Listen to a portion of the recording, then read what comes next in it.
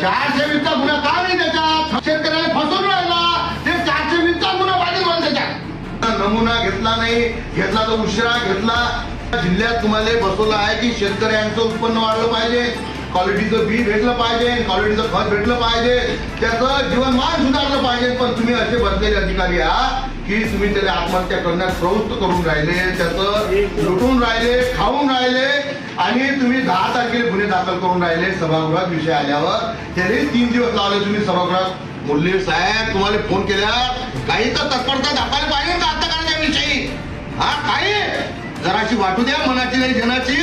हा 3 दिवस लावले तुम्ही गुन्हे दाखल करायले. अहो 183 नमुने फेल आल्यावर तुम्ही त्या लोकांचा लाड करून राहिले, त्या दुकानदाराला शिव्या खाल लावून राहिल्या, त्यांची आई बहीण काढले चालून राहिल्या, लोक अंगावर हात घालून राहिले. हा कास्तकार भरून राहिला. हे तर सारे फोकस आहे मॅडम, हे तर पुण्याचा स्टॉक बदलून टाका लागते आपल्या जिल्ह्यातला. तुमच्यावर कोणाचा दबाव नाही, तुमच्यावर कोणाचा धाक नाही.